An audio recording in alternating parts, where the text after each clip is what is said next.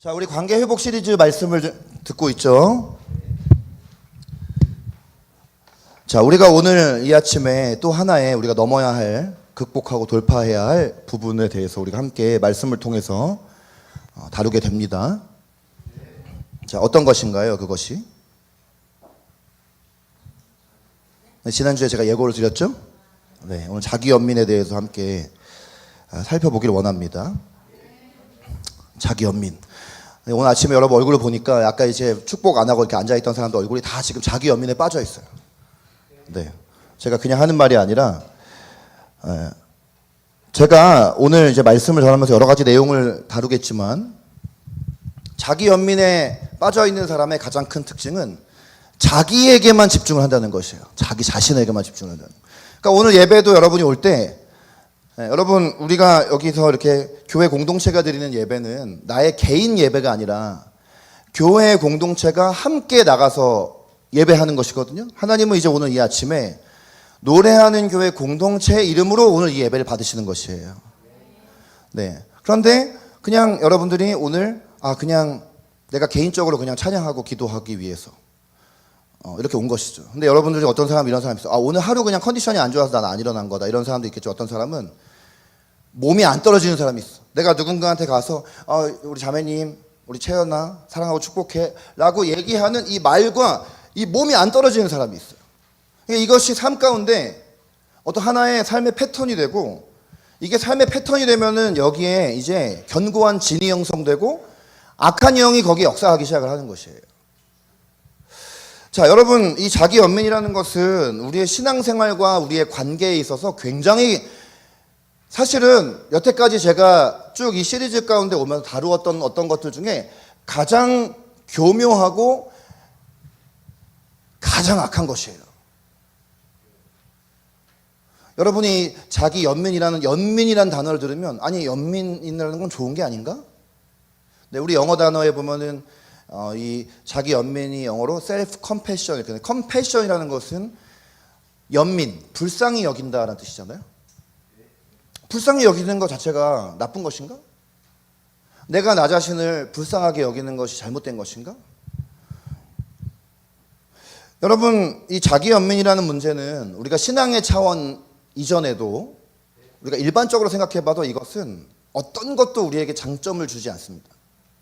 먼저 이 자기 연민에 빠져 있는 사람은 문제를 해결하려고 하지 않아요. 문제가 딱 닥쳤을 때 문제를 해결하려고 하는 것이 아니라 기본적으로 회피하는 것이 몸에 배어져 있어요. 그러니까 삶 가운데 여러분, 하나님께서는 우리의 삶 가운데 우리의 앞에 문제가 있으면 하나님과 함께 그 문제를 돌파하기를 원하시는데, 자기 연민에 빠져 있는 사람은 자기 연민이라는 것에 사로잡혀서 이 문제를 정면 승부하지 아니하고 이거를 자꾸만 다른 데로 헛다리를 짚으면서 회피를 하게 되어지는 거예요. 우리가 관계 회복에 있어서도 직면하지 않고 회피하는 것이 얼마나 관계를 망치는지를 우리가 봤던 것처럼 이 자기 연민은 회피의 아주 가장 중요한 요인 중에 하나가 되어집니다. 그리고 자기 연민은 우리 안에 계속해서 부정적인 생각과 감정들을 강화시켜주는 역할을 해요. 하나님께서는 우리가 이웃을 사랑하기 전에 먼저 나를 사랑하고 나를 사랑하는 그 사랑으로 이웃을 사랑하라고 말씀하셨어요. 예. 그런데 나를 사랑한다라는 거는 내가 내 자신이 보기에 좋아서 사랑하는 게 아니라 하나님께서 나를 사랑하시니까 그 사랑을 알기 때문에 나를 사랑하는 것입니다. 근데 하나님이 나를 사랑하시는 것을 내가 믿고 안다라면 우리 안에 있는 자존감이 높아지고 우리의 생각의 방향이 긍정적인 생각과 감정의 방향으로 가게 되어져 있어요. 자기 연민에 빠져 있는 사람은 항상 자존감이 낮아요. 그리고 공동체 안에 있을 때 특징이 뭐냐면 항상 사람들이 이렇게 몇씩 모여 있으면 그 안으로 들어가지 못하고 항상 저렇게, 여러분 이 교회 안에서도 보이시잖아요. 여러분 밥 먹을 때 보면은 우리 이렇게 딱 예배 끝나면 서로 막 교제하잖아요. 근데 이렇게 벽 쪽에 가 있는 분들 있죠. 혼자서 이렇게. 근데 여러분, 제가 이 얘기를 하지만 제가 과거에 이게 제 모습이에요. 제가 여러분만한 청년의 시절에, 청소년의 때 이렇게 같이 사람들이 모여 있으면은 항상 저렇게 이렇게 사람들 많이 모여 있는데 이렇게 피해서, 일부러 피해 가서 저런 벽 같은 데 가가지고 괜히 이렇게 피아노 악보 펴놓고 이렇게 보는 척 하고 있는 거예요. 사실은 근데 마음속에서는 어떤 메시지가 있냐면, 내가 이렇게 좀 눈에 튀게 이렇게 행동하고 있으니까 나한테 제발 좀 다가와줘. 근데 여러분 그거 아셔야 돼요. 안 다가와요, 그렇게 한다고. 여러분이 죽을 때까지 그렇게 살아도 사람들이 여러분에 먼저 다가오는 일은 없습니다. 그건 여러분을 그냥 망치는 것이에요. 그리고 이 자기 연민에 빠지면 내가 어떤 행동을 할 때 어떤 긍정적인 방향의 행동도 할 수가 없고, 여러분 이 그리스도의 몸이라는 것은, 공동체라는 것은 어떤 한 사람이 잘나가지고 거기서 막 역할하는 곳이 아니라 서로가 서로의 도움받아서 상호 의존해서 세워지는 것이 그리스도의 몸이에요. 그러니까 제가 여러분에게 항상 축복할 때 어떤 말을 하라고 해요? 당신에게는 내가 필요하고 나에게도 당신이 필요합니다 라고 말하지만, 아직까지 여러분이 이 말을 1년 동안 했음에도 불구하고 여러분이 믿음으로 별로 하는 것 같지 않아요. 그리고 여러분의 삶을 보면 그래. 여러분 옆에 있는 사람이 당신에게 어떻게 필요하느냐? 옆에 있는 사람이 나한테 잘해줘서 필요한 게 아니에요. 어떤 사람은 그 사람을 통해서 나의 약점을 발견하게 되기 때문에 거울 역할을 해서 나에게 필요한 것이고, 어떤 사람은 나의 모난 부분을 깎아주는 역할을 하기 때문에 나에게 필요한 것이고요. 저같이 목회자라면 제 목회자의 말에 대해서 굉장히 협조하고 막 항상 동의하고 귀하게 여기고, 이런 분들은 물론 저에게 격려가 되고 위로가 되지만, 성도들 중에서 제가 하는 말을, 어떤 말을 여러분에게 이렇게 하면은 뭔가 다 받아치고 거절하고 튕겨내고 이런 사람들도요, 그런 사람들도 저에게 도움이에요. 왜냐하면 제가, 여러분 모두가 다 항상 우리 한 20여 명의 우리 노래하는 교인들이 다 그냥 저를 항상 막 엄청나게 막 저에게 긍정적인 메시지만 보내고 이러면 제가 이렇게 우쭐하지 않겠어요? 막 우리 교인들은 막 나를 엄청 막 좋아해 막 이러면서 내가 막 우쭐해가지고 도를 넘고 막 이렇게 되지 않겠냐 이 말이에요. 관점의 변화가 필요한 것이죠. 하나님은 우리를 사랑하시고, 우리를 사랑하시는 가운데 우리 주변에 우리에게 도움되는 사람, 또 우리에게 꼭 필요한 사람, 우리가 훈련들 받을 수 있는 사람들을 우리 주변에 다 두셨다라는 얘기예요. 근데 자기 연민에 빠진 사람은 이런 생각 자체를 못하고, 이런 생각을 제가 이렇게 얘기해도 그냥 마음에서 지금 막 밀어낸다라는 것이에요. 근데 중요한 것은요, 오늘 우리가 알아야 할 것은, 자기 연민은 그 자체가 하나님 앞에서 아주 엄청난 죄입니다. 이건 굉장히 죄악이고요. 이건 굉장히 악한 것이에요.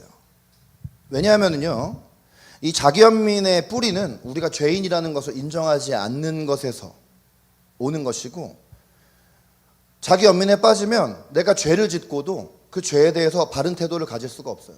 여러분, 우리가 하나님 앞에 죄를 지으면 하나님 앞에 어떻게 해야 됩니까? 하나님 죄송해요. 사람들에게 죄를 지면 죄송합니다 해야 되잖아요. 근데 자기 연민의 사람은 늘 핑계가 있어요.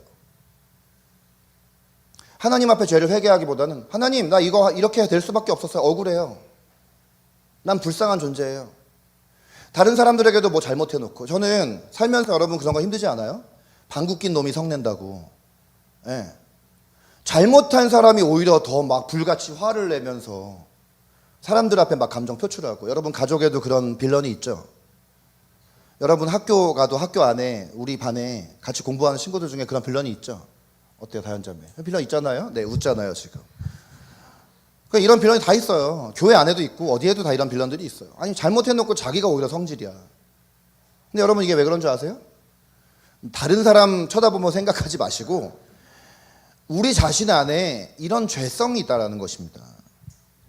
여러분, 자기 연민은 우리가 죄인임에도 불구하고 우리를 위해서 아들을 보내주시기까지 사랑하신 하나님에 대한 정면 부정이에요.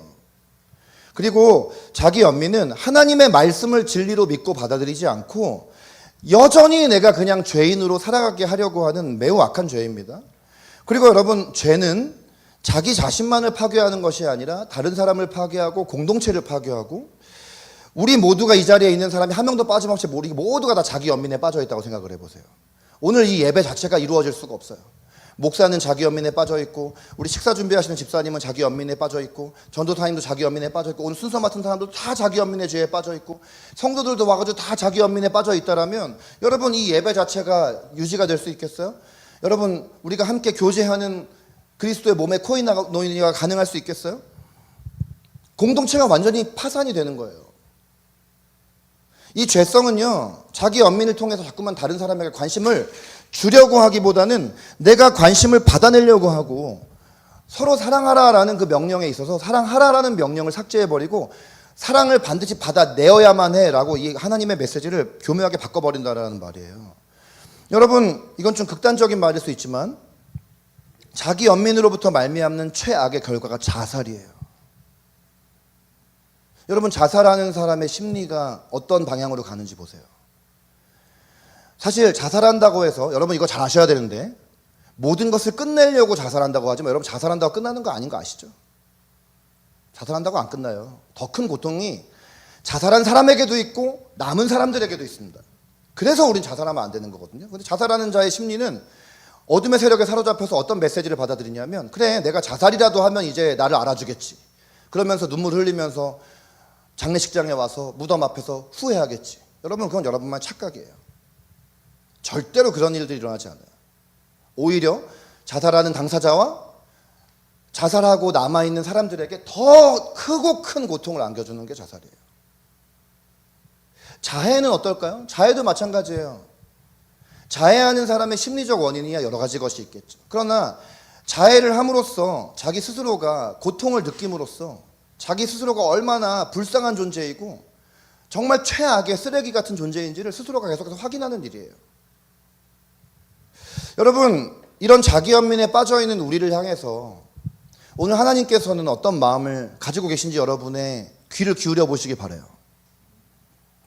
여러분, 우리가 성경을 볼 때 오늘 이 아침에도 여러분이 알아야 할 것은 성경 전체는 다 하나님께서 사랑하시는 우리를 향한 하나의 거대한 러브레터예요. 하나님은 창세기부터 요한계시록의 이 모든 말씀을 통해서 하나님이 누구이고, 그리고 하나님 안에서 내가 누구인지 따라해 볼까요? 하나님이 누구이고 하나님 안에서 내가 누구인지. 네, 다시 안 따라하는 사람이 한 명 있기 때문에 다시, 하나님이 누구이시며 하나님 안에서 내가 누구인지. 하나님 안에서 네. 내가 누구인지. 설교를 그냥 가만히 귀로만 듣기만 하면 여러분 오늘 밤에 가가지고 이 중에서 80% 90% 다 잊어버리고 내일 되면 어제 설교가 뭐였더라? 라고 합니다. 여러분, 성경은 압축해서 말하면 이 두 가지를 얘기하는 거예요. 하나님은 어떤 분인가?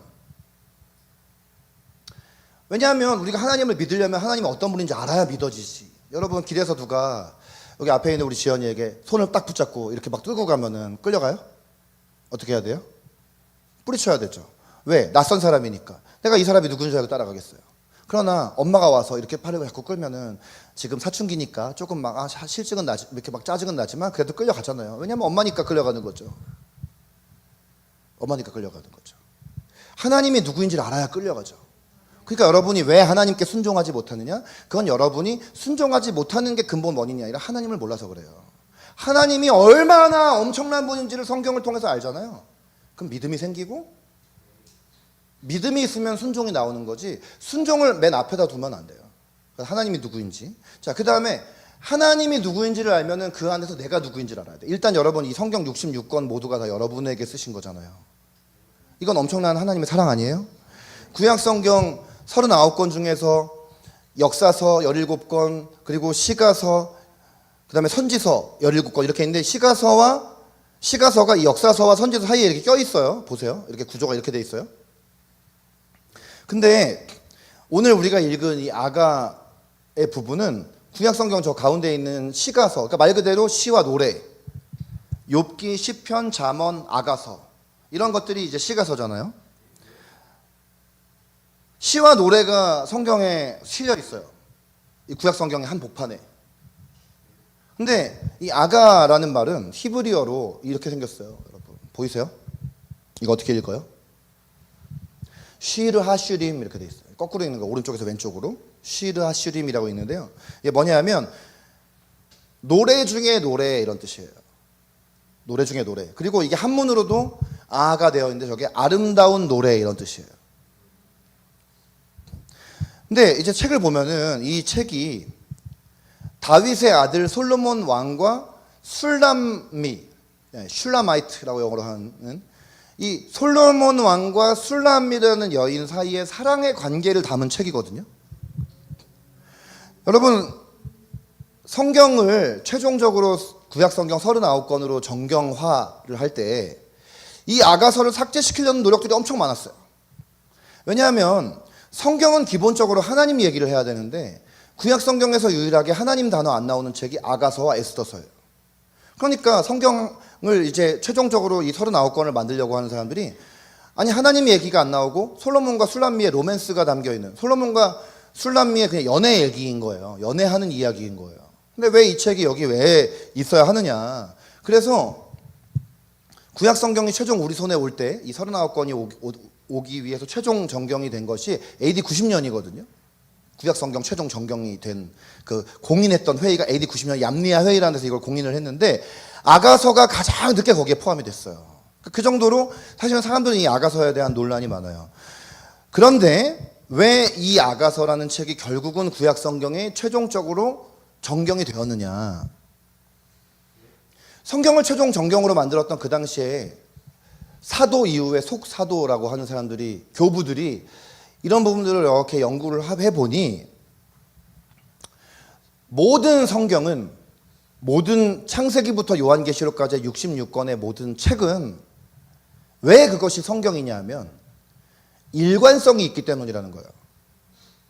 창세기든 열왕기하든 역대하든 예레미야든 말라기든 누가복음이든 로마서든 요한 3서든 다 그것이 사실은 한 40여 명이 1600년에 걸쳐서 이것을 썼는데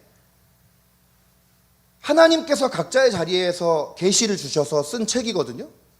근데 이게 일관성이 있는 거야, 정확하게. 근데 그 일관성을 한 단어로 요약하면 뭔지 아세요? 예수 그리스도예요. 창세기도 예수 그리스도를 이야기하고 있어요. 여러분, 아브라함이 이삭을 바치잖아요. 근데 결국 이삭을 안 죽이시고 주님이 살려주시잖아요. 예수님의 이야기잖아요. 모든 이야기가 다 예수님의 복음을 다 풀려요. 이거를 제가 몇 주 전에 얘기했죠? 구속사적 관점이라고. 모든 이야기가 다 이것으로 다 풀려요. 그래서 이 구속사의 눈으로 다시 아가를 보니까 아가는 솔로몬이라는 사람과 술람이라는 두 사람의 로맨스의 책이 아니라 이것은 하나님과 우리와의 관계의 성숙의 여정을 담고 있는 책이라는 것을 최종 확정할 때 성경을 확정했던 사람들이 이것을 발견했고, 그 이후로 이 아가서를 연구하는 수많은 사람들이 아가서에 있는 단어 하나하나를 다 원어를 깊이 연구하고 묵상해 보니 이것은 문자 그대로 연애와 부부관계에 대한 책이 아니다. 이것은 하나님과 우리 사이에 놀라운 구원과 성숙의 여정을 담고 있는 책이다라는 것을 그들이 발견을 하게 되었습니다. 누가복음 24장 27절에 보니까 모세와 모든 선지자의 글로 시작하여 모든 성경에 쓴 바 자기에 관한 것을 자세히 설명하시니라. 예수님께서 이 말씀하셨는데요. 예수님께서 여기 말하시는 모든 성경이라는 것은 이 당시에는 그건 구약 성경이잖아요. 그러니까 구약 성경의 모든 모세의 글, 선지자의 글들, 그건 구약 성경이고, 구약 성경에는 역사서 17권, 선지서 17권, 그리고 시가서까지 이 39권이 다 포함되어져 있는 표현인 것입니다. 자, 여러분, 성경을 보면 성경은 하나님과 우리와의 관계를 몇 가지로 묘사하고 있어요. 하나님께서는 하나님을 왕으로 우리를 하나님 나라의 백성으로 말씀하시고, 하나님은 우리 아버지시고 우리는 하나님의 자녀다라고도 말씀을 하십니다. 근데 또 하나의 표현이 있는데 그것은 뭐냐면 하나님은 우리의 신랑이고 우리는 하나님의 거룩한 신부라는 그런 표현이에요. 에베소서 5장 31절 32절의 말씀을 다 함께 읽겠습니다. 시작. 그러므로 사람이 부모를 떠나 그의 아내와 합하여 그 둘이 한 육체가 될지니 이 비밀이 크도다. 나는 그리스도와 교회에 대하여 말하노라. 아멘. 에베소서 5장 31절 앞부분에 보면은 바울이 여기서 뭐 얘기하냐면 남편과 아내의 관계, 부부관계에 대해서 이야기를 하고 있어요. 그러면서 31절에 자, 이 창세기 맨 처음에 최초의 결혼에 나오는 표현이죠. 사람이 부모를 떠나 그의 아내와 합하여 그 둘이 한 육체가 될지니. 이거 한마디로 말하면 이게 뭐예요? 결혼이에요, 결혼. 결혼 관계는 이와 같다라고 얘기를 하시는 거예요. 근데 사람들이 이 말씀은 많이, 어제도 제가 결혼식 갔는데 이 말씀이 또 본문이었어요. 어제 걔가 서울로 결혼식 갔다 왔는데 결혼식 가면 결혼식 10군데 가면 8군데의 본문이 다 이 본문이에요. 사람이 부모를 떠나 그의 아내와 합하여 그 둘이 한 육체가 될지니. 이게 결혼이에요. 이게 결혼인 것이죠. 하나님께서 정의하신 결혼은 뭐냐면 한 사람이 부모로부터 독립해서 이제 또 다른 누군가와 아내와 남편과 합하여 둘이 한 육체가 되는 것. 그러니까 부부는요, 남편 아내가 있지만 남편 아내는 한 묶음이에요. 연합된 한 존재인 것이에요. 이게 부부예요. 그런데 이 말씀은 알지만 32절 말씀을 간과할 때가 있어요. 32절 보세요. 자, 이 비밀이 크도다 그랬어요. 남자와 여자가 부모를 떠나서 결혼을 한다는 건 이건 엄청난 비밀이다라고 얘기를 해요. 왜냐하면 나는 지금, 바울이 지금 얘기하길, 나는 지금 그리스도와 교회에 대하여 말하노라 이러고 있어요. 한 남자와 한 여자가 부모를 떠나서 연합해서 부부가 된다라는 이것은 어마어마한 하나님의 비밀인데, 사실은 이건 원래 뭐에 대한 얘기냐면 예수 그리스도와 예수 그리스도의 신부인 그리스도인 우리 자신 개인일 수도 있고, 또 개인이 모이면 그리스도인 개개인이 모이면 공동체잖아요. 우리가 그걸 교회라고 하잖아요. 그리스도와 교회와의 관계가 마치 남자와 여자가 부모를 떠나 한 몸이 되어서 둘이 연합되어진 것과 같은 이런 비밀은 그리스도와 교회의 비밀을 하나의 상징적으로 보여주는 관계다라고 얘기를 하는 거예요. 그러니까 여러분, 요즘 우리의 부부간, 연애관 이런 게 얼마나 깨어져 있어요?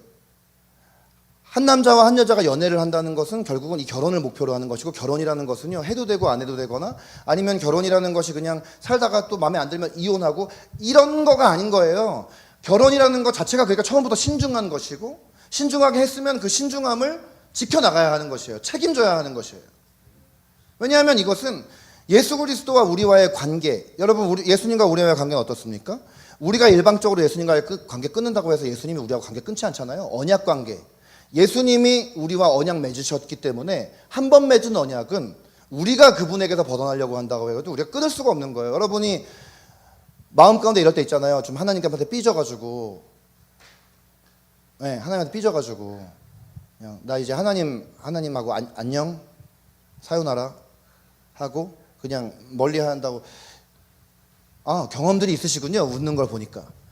그렇잖아요. 난 하나님만 멀리 하려고 막 이렇게 숨고 이런다고 해가지고 여러분 숨어지던가요? 도망쳐지던가요? 못 도망가요. 옆에 있는 사람한테 얘기해 주세요. 손잡으시면서. 못 도망가요.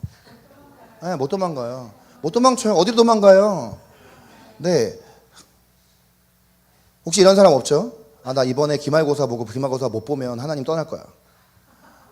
기말고사를 잘 보려면 공부를 열심히 해. 그리고 그 공부하기 전에 하나님과 기도를 해. 왜 하나님을 떠나? 하나님 무슨 죄가 있어? 그러니까 여러분, 하나님께서는 결국 이 언약 관계 안에서 여러분을 버리지 않는단 말이에요. 그러니까 남편과 아내도 어떤 일에서 서로를 버리면 안 돼요. 애초에 그러니까 신중해야 하는 거예요. 바울이 여기 마치 부부관계가 그리스도와 교회와 관계같이 이런 신비로움을 이야기하면서 이 바울의 이 말과 이제 예수님 이 땅에 다시 오심을 이야기하는 요한계시록 19장 7절이 서로 엮여요. 이 말씀을 보면은 예수님께서 이 땅에 다시 오시는 그 마지막 날에 어떤 일이 벌어지는지 요한이 반모섬에서 환상 중에 이 모든 광경을 그대로 보고 묘사하는 게 뭐냐면, 어린 양의 혼인기약이 이르렀고 그의 아내가 자신을 준비하였으므로 이렇게 되어 있어요. 여기 나오는 어린 양이란 예수님이거든요. 이 예수님이 이제 마지막 날, 마지막 때 이제 하나님께서 이 땅에 완전히 하나님의 나라가 임하셔서 예수님과 완전한 연합, 이 땅에 살 때는 우리가 예수님을 정말 거울로 보는 것처럼 희미하게 보지만 예수님 이 땅에 다시 오시는 그날에는 모든 사람이 예수님과 얼굴과 얼굴을 맞대고 마치 지금 내 앞에 있는 사람이 현실로 보이는 것과 같이 예수님을 그렇게 현실로 보게 되어지고 영원히 예수님과 함께 연합하여서 거하게 되어지는 그날이 올 것인데, 그때를 묘사할 때 쓰는 표현이 뭐예요? 혼인이라는 표현을 쓰고 있잖아요. 그러니까 우리는 이 땅에서 사는 것은 약혼한 관계와 같은 거예요. 그리고 예수님 이 땅에 다시 오시면 결국은 완전한 혼인의 시간으로 이제 들어가는 것이죠. 약혼이라는 것도 뭡니까? 약혼이라는 것도 결국 결혼 전의 예비 단계이지, 약혼도 파기하면은 파혼이라고 하잖아요. 그러니까 주님과 우리와의 관계는 마치 이와 같은 관계라는 것이죠. 그런데 이런 관점에서 구속사적으로 아가서를 바라본다라면 이 아가서에 나오는 솔로몬이라는 인물과 이 아가서에 나오는 술람이라는 인물은, 이것은 하나님과 우리 사이에 대한 어떤 예표적 관계로서 성경에 기록되어져 있다는 걸 우리가 금방 깨닫게 되어집니다. 그러니까 아가서 전체 구조를 보면은요, 전체가 1, 2, 3번으로 되어 있는데 1장부터 3장까지 보면 이제 처음, 예를 들어 이게 한 남녀 관계의 스토리라고 생각을 한다면 남녀가 만나 서로 사랑을 시작하고 그 다음에 완전한 연합을 이루고 그 다음에 이 사랑이 성숙되어져 가는, 여러분 모든 사랑이 다 이와 같은 거예요. 하나님께로부터 말미암는 사랑은 이런 단계들을 거치는 거예요. 그러니까 도대체 사랑이 뭡니까 여러분? 사랑이라는 거는 그냥 좋아하는 거가 사랑 아니고요, 그냥 내가 누구 딱 보고 이성을 딱 보고 마음에 드는데 이거 사랑 아니에요. 여러분들이 아이돌 좋아하고 연예인 좋아하는 거, 나 너무 누구 사랑해 막 이러는 거, 네? 제가 어릴 때는 막 그 핑클의 이진 같은 사람, 성유리 같은 사람 막 남자애들끼리 모여서 막 와 성유리 막 여기다 막 군대 가면은 군대 관물대에다 이렇게 성유리 사진 붙여놓고요. 막 이랬거든요. 난 너무 사랑해 막 그런데 그게 사랑이에요? 그거 사랑 아니에요.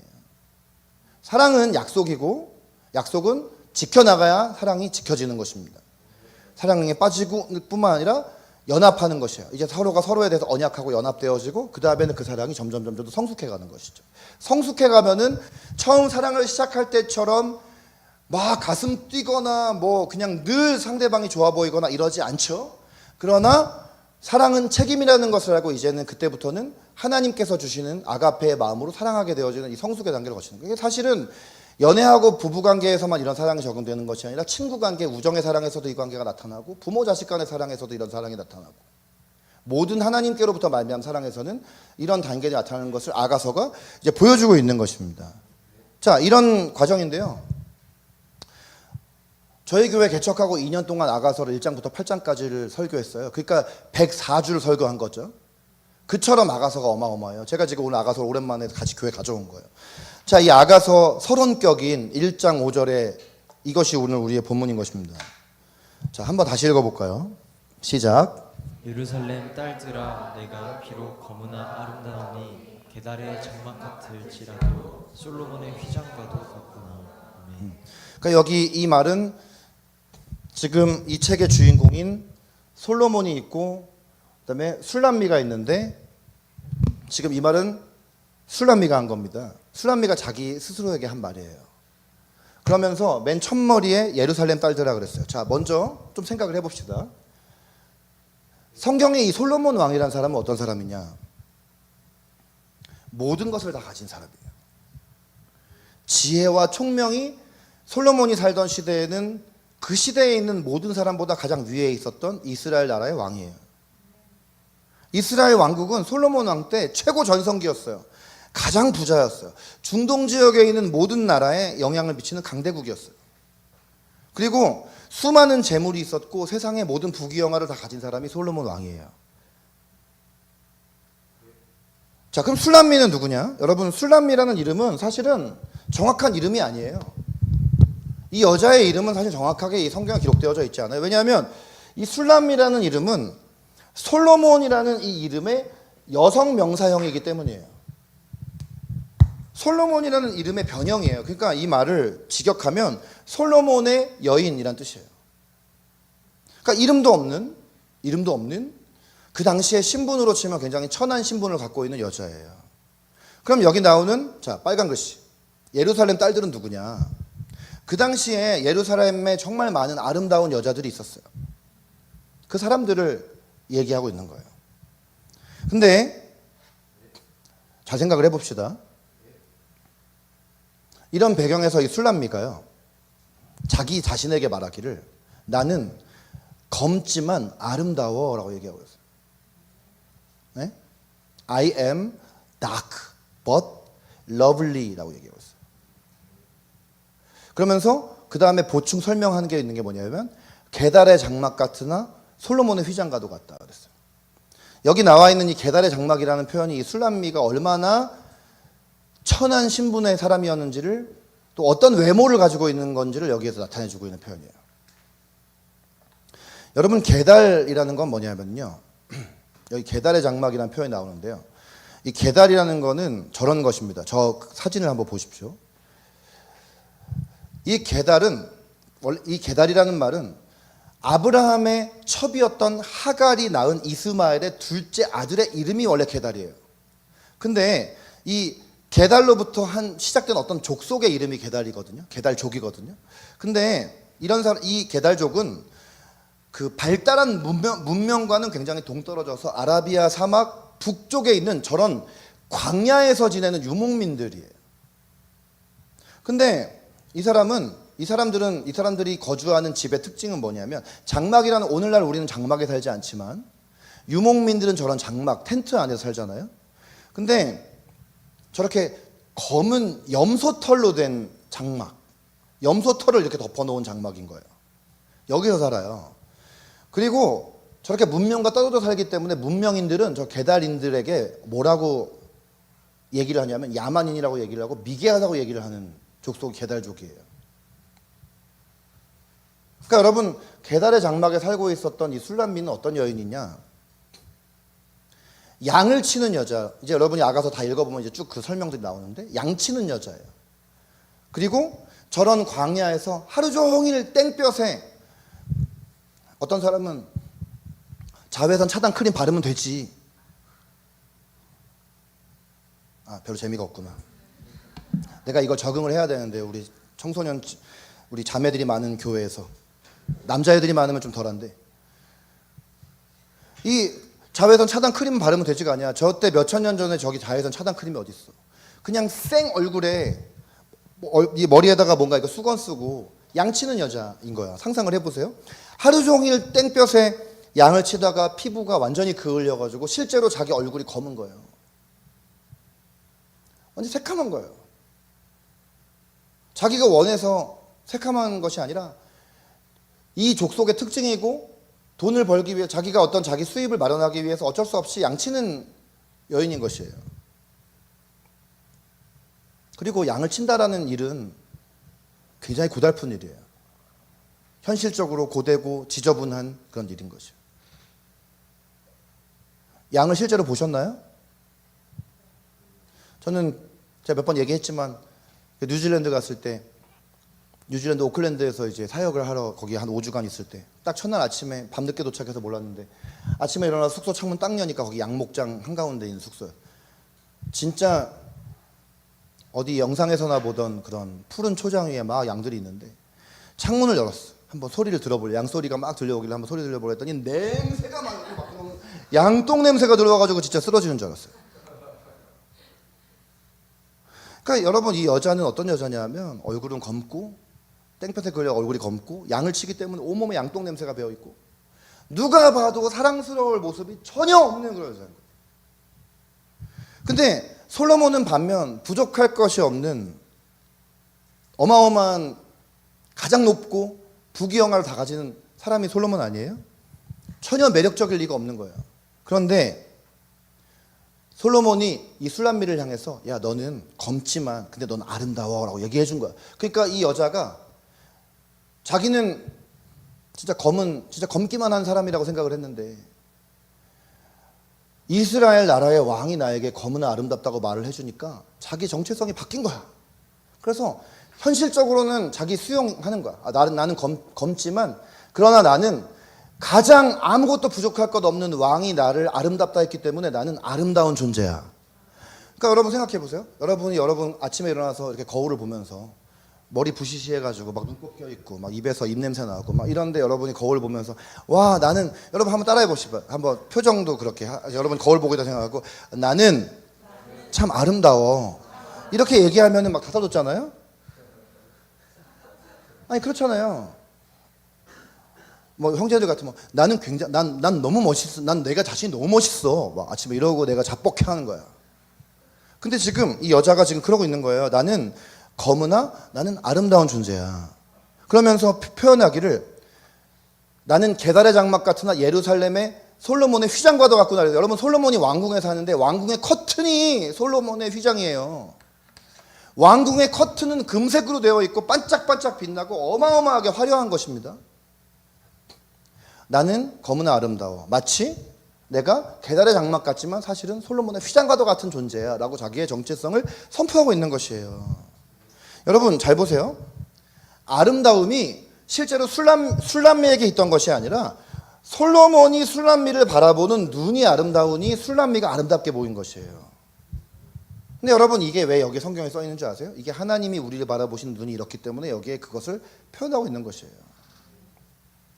하나님 안에서 우리의 정체성이 있어요. 여러분, 정체성. 뭐요? 지금 제가 뭐 얘기했어요? 뭐 얘기했어요? 정체성이에요. 정체성. 여러분, 이 정체성 뭐냐면, 정체성은 내가 누구냐라는 것이에요. 내가 어떤 사람이냐. 자, 여기 지금 검은 아름다우니 그랬죠? 우리의 정체성도 이 두 가지가 있는 거예요. 우리는 검어요. 얼굴이 검어서 검은 게 아니라 우리는 검습니다. 검다는 건 뭐예요? 우리는 죄인이라는 거예요. 사회적으로 법적으로 잘못해서가 아니라 어떤 죄를 지어서 죄인 된 게 아니라 태어날 때 하나님과 등 돌린 채 태어났다는 거예요. 아담과 하와가 죄인이 되고 모든 인류가 아담과 하와의 DNA를 가지고 태어나서 우리 안에 죄의 유전인자를 지니고 태어난 존재라는 거예요. 그래서 우리가 검다라는 표현이에요. 우리가 죄 행위, 도둑질을 하고 사람을 죽이고 어떤 성범죄를 짓고 이런 법적 처벌받을 만한 어떤 죄악들은 죄의 뿌리로부터 열매 맺은 결과이지 근본 안으로 들어가 보면 거기는 뭐가 있냐면은 하나님에 대한 부정과 대적과 불순종이 있는 거예요. 그러니까 그 자체로 어찌할 수 없는 것이에요. 근데 하나님은 거룩하시잖아요. 그러니까 이런 죄인과 공존할 수가 없어요. 우리가 하나님께서 만드신, 하나님의 형상대로 만드신 존재임에도 불구하고 죄로 인해서 이 형상이 다 깨졌어요. 하나님 앞에 나아갈 수 없는 죄인이죠. 이게 검다라는 표현이에요. 그러니까 우리가 우리 자신을 볼 때 우리가 검은 게 맞아요. 여러분 여기 있는 분 중에 난 절대로 죄인이 아니야 이런 분 계세요? 여러분이 교회에 와서 이렇게 예배드리는 정도라면 여러분이 얼마나 여러분 자신이 죄인인지 자각했기 때문에 여기 와 있어요. 여러분은 우리 모두는 다 검은 존재예요. 근데 어떻게 이런 검은 죄인인 우리가 아름다울 수 있다는 것이냐? 우리 자신에게서는 술람미와 같은 우리 자신에게는 우리에게서 아름다움이 나올 수가 없어요. 그러나 이런 나를 사랑하는 솔로몬의 눈이 아름다운 것이에요. 그 보는 눈이 아름답다는 거예요. 여러분 하나님의 보는 눈이 아름다운 눈이라는 거예요. 내가 내 자신을 바라볼 때 사랑스럽습니까? 사랑할 수 없잖아요, 잘. 그런데 하나님이 나를 바라볼 때 지금도 여러분을 사랑스러운 눈으로 바라보고 계신다는 것이에요. 어떤 사람은 아니 하나님은 내가 죄를 지을 때는 나한테서 이렇게 눈 돌릴 거야? 하나님을 여러분이 생각하는 어떤 특정 사람하고 이렇게 비교해가지고 오버랩 시키니까 그런 하나님에 대한 왜곡을 갖는 거예요. 하나님은 내가 죄인일 때도 사랑하십니다. 죄 지었을 때도 사랑을 하세요. 여러분이 그동안 잘못 알고 있으면 여러분 완전히 속고 있는 거예요. 왜냐하면 로마서 5장 8절만 봐도 답이 나옵니다. 예수님이 우리를 구원했던 시점은 우리가 죄를 회개하고 나왔을 때가 아니라 우리가 죄인이었을 때 십자가에서 죽으신 거예요. 글쎄 여기 아직 예수님을 영접하지 않은 사람이 있으면 이 말이 어떻게 들릴지 모르지만 여러분이 이미 예수님을 믿고 하나님 자녀가 된 사람이라면 여러분이 뭐가 잘나가지고 여러분을 구원하셨겠어요? 여전히 죄인이죠. 여전히 죄성을 가지고 있죠. 지금도 우리는 그 연약함을 지니고 있죠. 그런데 그런 우리가 아직, 저는 그래서 이 5장 8절 말씀 중에 중요한 단어는 아직이에요. 아직. 죄인도 아니고 다른 것도 아니고 아직 여전히 우리는 죄성이 있는데 여전히 우리가 완전히 우리의 삶이 완전해진 것도 아닌데 그런 우리를 사랑하셔서 그리스도께서 우리를 위하여 죽으심으로 우리에 대한 자기의 사랑을 확증하셨느니라 했단 말이에요. 아멘. 그래서 하나님의 이 사랑이라는 것은 하나님으로부터 말미암는 사랑이라는 것은 어떤 거냐? 주는 것이거든요. 희생하는 것이거든요. 헌신하는 것이거든요. 네? 여러분 사랑은 헌신이고 희생이에요. 여러분이 앞으로 연애하려고 할 때 연애는 그 사람한테 받을 거 생각하는 게 내가 주고 싶을 때 연애를 하는 거야. 내가 저 사람이 나한테 뭔가 잘해줄 것 같아. 이거는 남녀 상관없어요. 여자는 받는 자고 남자는 주는 자. 이거는 완전 잘못된 개념이에요. 여자나 남자나 서로 인격적인 서로 일대일의 관계고요. 사랑이라는 거는 주고 싶은 것입니다. 주고 싶은 것이 사랑이에요. 하나님께로부터 말미암는 사랑의 속성 자체가 주는 것이에요. 하나님이 우리에게 뭘 주셨어요? 아들을 주셨잖아요. 아들을 어떻게 줘요? 아들을 준다는 거는 차라리 내가 나를 주지. 하나님이 아들을 줬다는 건 하나님 자신을 주신 거예요. 우리는 하나님 왜 돈 안 주세요? 하나님 왜 더 성적 안 올려주세요? 왜 제가 원하는 직장에 안 보내주세요? 하나님 내가 바라고 원하는 게 이러이러한 게 내가 계획한 대로 일이 이렇게 풀려지기를 원하는데 근데 주님 말씀하십니다.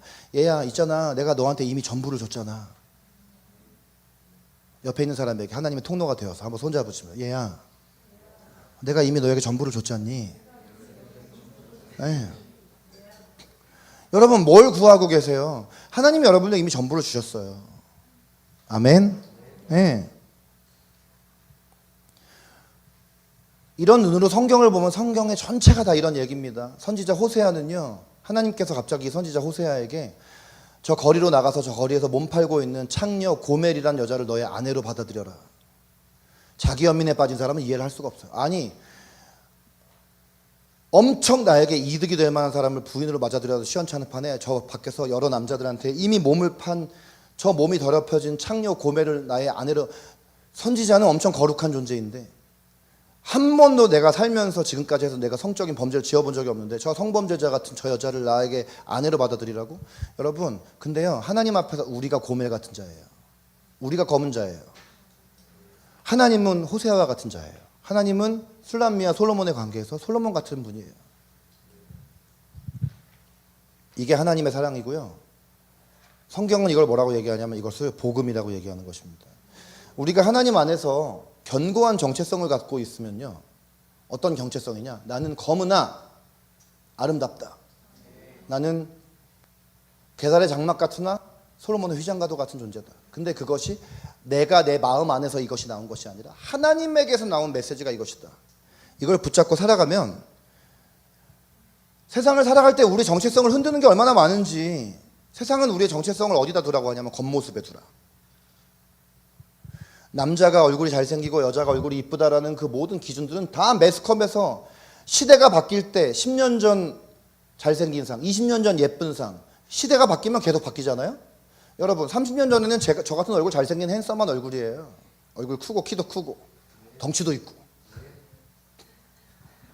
네, 그러나 지금은 현실은 제 동갑이 강동원이라는 거. 이게 현실이에요. 공유는 형이에요.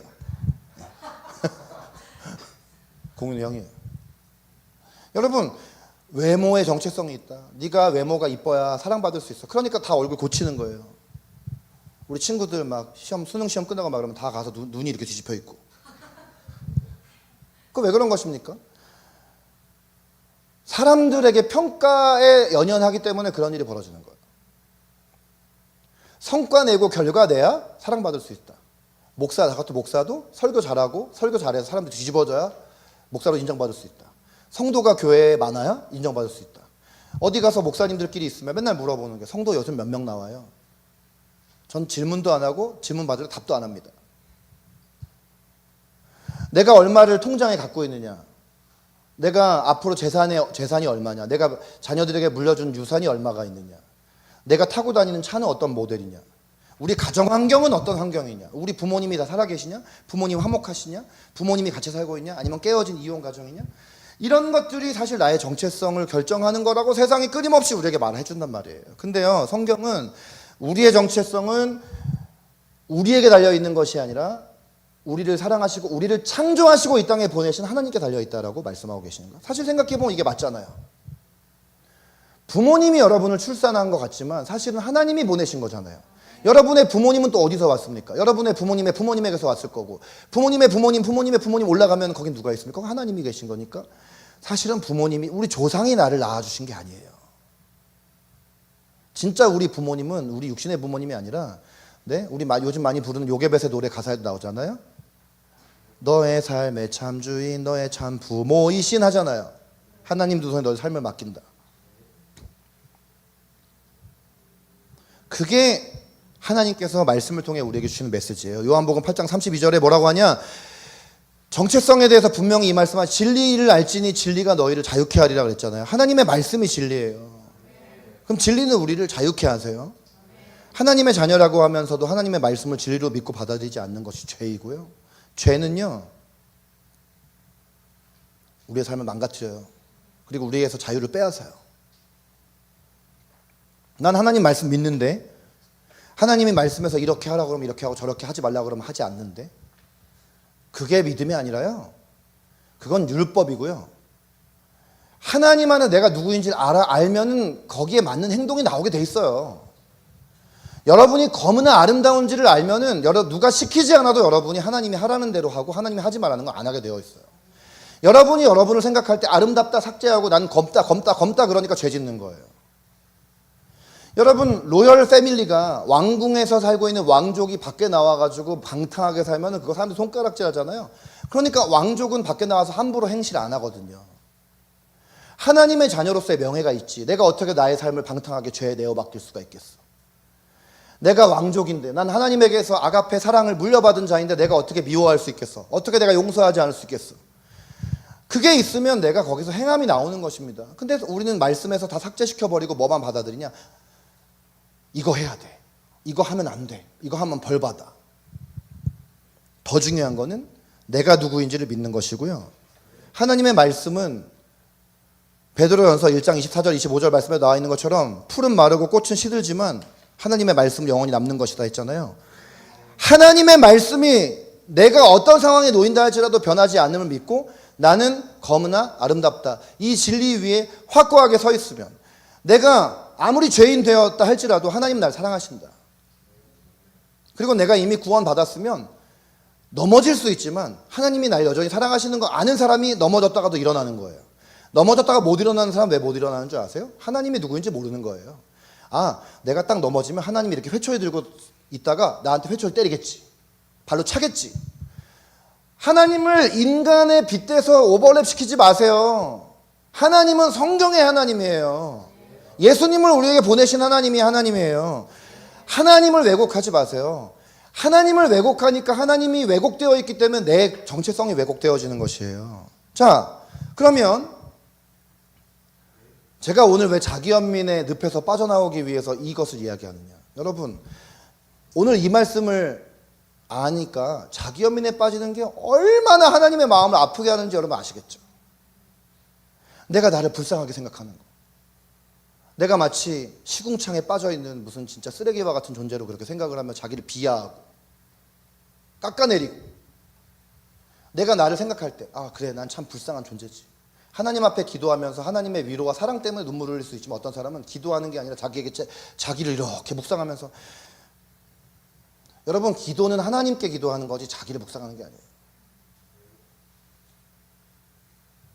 어떤 사람은 기도할 때 하나님 앞에 나가서 막 부르짖고 주님의 음성을 듣는 것이 아니라 가만히 있으면서 이렇게 눈물을 이렇게 흘러내려 옆에 가서 하나님이 너무 사랑하시는 게 감동해서 우나 보다라고 가서 이렇게 보면은 그게 아니라 저는 제 자신이 너무 불쌍해요. 난 너무 쓰레기 같은 존재인 것 같아요. 막 비하하면서 눈물을 흘리고 있어요. 여러분 그걸 보시면서 하나님이 눈물을 흘리십니다. 하나님이 안타까워하세요. 그러면서 하나님이 안타까워하시면서 여러분에게 뭐라 하시냐면 내가 전부를 주고 너를 바꿨는데 너는 왜 너 자신을 그렇게 여기고 있느냐. 여러분 자기 연민에서 우리는 반드시 벗어나야 됩니다. 신앙생활할 때 우리는 자기 연민에서 돌파해야 돼요. 그래야 나도 살고 남을 살립니다. 여러분 제가 믿음의 말, 소망의 말을 해드릴게요. 여러분은 지금 여러분의 현재 처지가 어떠할지 모르지만 여러분은 다른 사람을 살릴 자입니다. 모든 크리스찬은 다른 사람을 살릴 자입니다. 지금도 여러분에게 이 말이 선포될 때 마음에서 막 시끄러운 사람 있죠? 사탄이 하는 거예요. 제가 사탄이 아니고요. 여러분 자신이 사탄이 아니고요. 영적인 어둠의 세력이 여러분에게 여러분의 과거의 상처와 죄와 여러분 과거 실수, 여기 실수 없는 사람 어디 있어? 하나님 떠난 적 있는 경우 있었잖아요. 드러나게 떠난 사람, 소극적으로 떠난 사람 다 떠난 적이 있거든요. 근데 사탄이 여러분에게 그거를 막 여러분에게 막 들이밀면서 비진리를 여러분에게 막 갖다 들이밀면서 막 마음에서 시끄럽게 만드는 거예요. 근데 여러분 아니에요. 여러분은요 여러분이 살고 남을 살릴 자예요. 반드시 여러분이 남을 살리게 될 거예요. 여러분이 지금 공부하고 어떤 직장에 들어가려고 하고 어떤 일을 하려고 하는 거 있잖아요. 그거 원래 여러분들을 통해서 누군가를 살리려고 여러분 거기 보내시려는 거예요. 돈 많이 벌게 하시려는 거 그거 목적 아니에요. 여러분이 그냥 단지 명예 얻게 하시려고 그렇게 하시는 거 아니에요. 그리고 이걸 알면은요 내가 높은 자리에 있건 낮은 자리에 있건 어떤 직업을 갖고 있던 내가 일시 단기 알바를 하던 항상 기뻐하고 즐거워하고 내가 매사에 최선 다할 수밖에 없게 되어집니다. 여러분 공부해라 부모님이 자녀에게 잔소리할 필요 없어요. 자기가 사명 알면 공부하게 되어 있어요. 여러분이 모든 과목 국어 영어 수학 뭐 과학 뭐 무슨 세계지리 세계사 이런 거 다 열심히 공부할 필요는 없지만 하나님이 여러분이 부르신 거 있다면 거기엔 전문가 되어야 하잖아요. 그럼 누가 안 시켜도 여러분 공부한다니까요. 근데 그 공부의 목적이 그냥 돈 많이 벌고 유명해지고 사람들이 날 인정하고 내가 나중에 노후에 그래도 번듯한 차는 타고 다니고 통장에 얼마의 돈은 있고 보험 웬만한 보험 다 튼튼하게 다 구성되어 있고 이게 목적이라면 그거 무너지는 거예요. 내가 이걸 통해서 내가 남을 살릴 수 있겠다. 적어도 한 명의 영혼을 내가 살릴 것이다. 그게 크리스찬의 사명이거든요. 내가 주님 안에서 어떤 존재인지를 알아야지 그 사명이 성취가 되는 것이에요. 여러분, 그러므로 오늘 이날을 기점으로 자기 연민과 싸워 이기시기 바랍니다. 자유하시기 바랍니다. 진리가 여러분을 자유케 하십니다. 어떻게 해야 할까요? 첫째, 하나님 안에서 자신의 정체성을 날마다 믿고 선포하십시오. 예수님께서 이 땅에 오셨을 때 우리에게 모델로 하나 보여주신 게 있는데, 예수님께서 세례 받으시고 물에서 올라올 때 하늘에서 하나님께서 뭐라고 말씀하시느냐, 17절 말씀 봐보세요. 이는 내 사랑하는 아들이요 내 기뻐하는 자라. 예수님께 하나님이 이렇게 말씀하셨어요. 근데 여러분, 예수님이 이 땅에 오셔 3년 동안 하시는 게 뭔지 아세요? 고생하신 거예요. 그리고 끝에는 죽었어요, 십자가에서. 그러니까 예수님이 이 모든 것을 버틸 말씀을 한마디 딱 주신 거예요. 예수님 3년 반 동안 여기서 고생하실 거 알고 한마디 딱 주셨어. 야, 있잖아, 모든 것을 창조하고 주관하고 완전하고 거룩한 내가 너를 존재 자체로 사랑해 라고 말씀하셨어요. 근데 예수님이 처음에 사명받을 때 이 말씀 들으셨지만 인간이니까 막 사람들이 와서 자기 힘들게 하고 이러면 또 이게 힘들잖아요. 예수님 뭐 하셨어요? 모든 일정 시작하기 전에 새벽에 가서 하나님 앞에 나아가서 이 음성 들은 거예요. 그러니까 또 하루를 감당을 해낸 거예요. 그러니까 여러분, 성경책을 집에서 책꽂이에 꽂아두지 마시라고요. 큐티책을 먼지 쌓이게 만들지 마시라고. 날마다 말씀과 기도를 통해서 여러분을 하나님이 얼마나 사랑하시고 내가 얼마나 하나님 안에서 사랑받는 존재인지를 확인하는 작업이 말씀과 기도이고 예배인 것입니다. 밥 안 먹고 숨 안 쉬면 죽는 것처럼 날마다 영적 생명력을 갖고 있지 않으면 정체성에 혼란이 오고 우리는 그 혼란 때문에 우리 자신이 무너지게 되어지는 것이에요. 그러니까 날마다 하나님 안에서 자신의 정체성을 믿고 선포하시라는 것입니다. 자기 연민의 죄를 회개하셔야 돼요. 여러분, 오늘 여러분이 말씀을 통해서 자기 연민이 왜 죄인지를 아셨잖아요.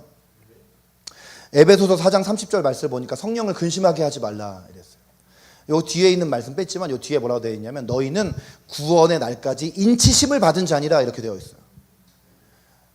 주님 앞에 서는 그날까지 여러분은 하나님의 자녀로서 도장받은 사람들이라는 거예요. 여러분 지금 보이지 않지만 옆에 있는 사람 미마에 보이시죠? 저 아연이 이마에 지금 도장. 너는 하나님 딸 이렇게 도장 찍혀 있잖아.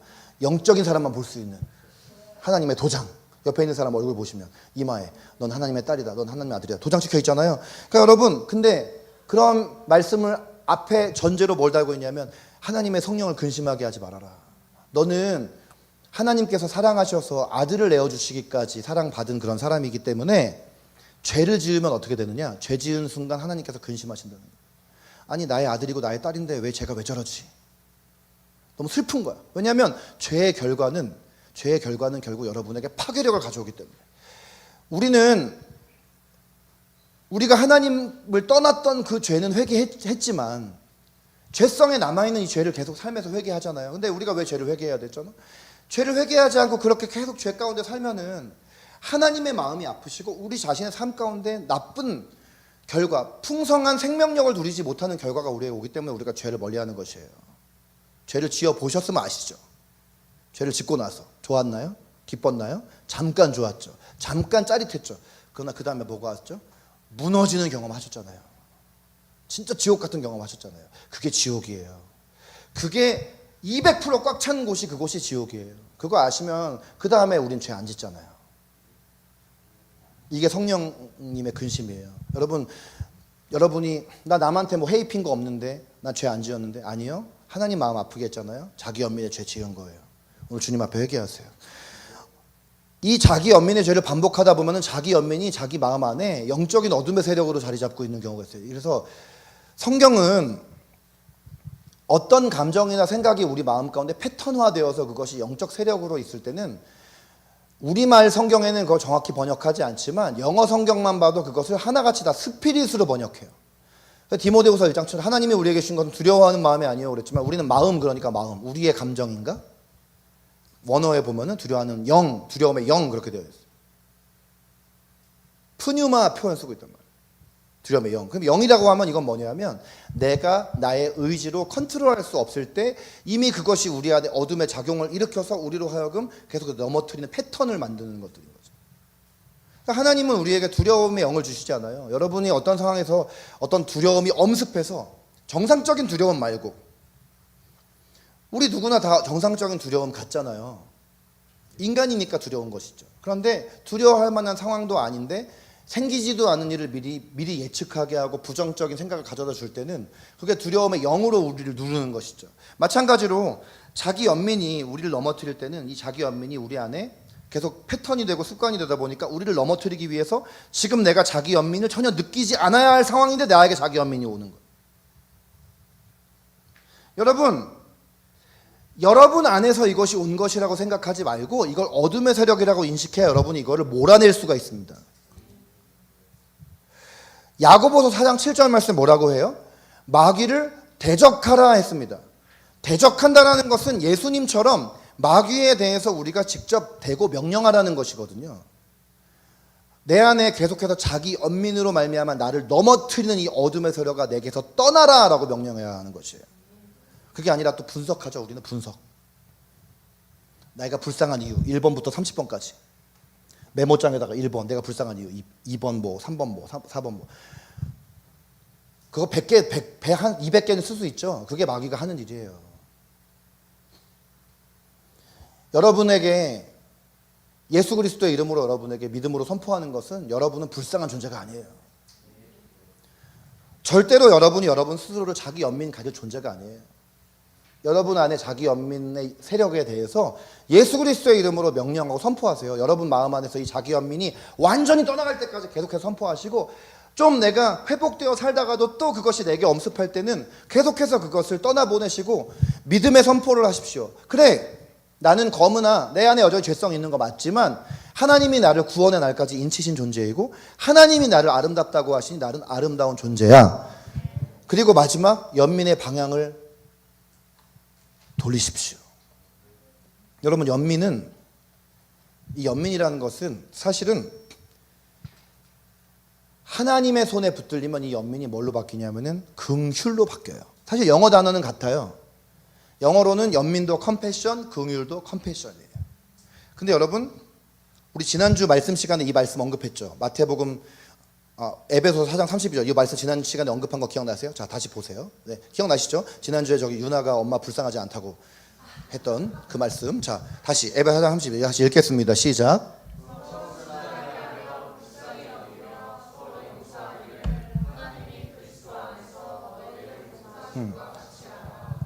여기 보면 여러분이 잘 보셔야 되는데, 서로 불쌍히 여기라고 그랬지 여기 어디에도 자기를 불쌍히 여기라는 말이 없고 성경 전체에 자기를 불쌍히 여기라는 말이 나오지가 않아요. 그러니까 우리가 불쌍하게 생각하는 것은 우리가 누군가를, 우리의 옆에 있는 사람을 불쌍히 여기는 마음이라는 것은 왜 불쌍히 여겨야 되냐면, 하나님이 이 영혼에 대해서 불쌍하게 여기시고 긍휼히 여기시기 때문에 그 눈으로 보라는 거예요. 이 눈으로 보잖아요. 그럼 그 사람이 이해가 돼요. 판단하는 것이 아니라 이해가 됩니다. 불쌍히 여기면, 저 사람이 지금 저런 상황과 환경과 놓여 있구나.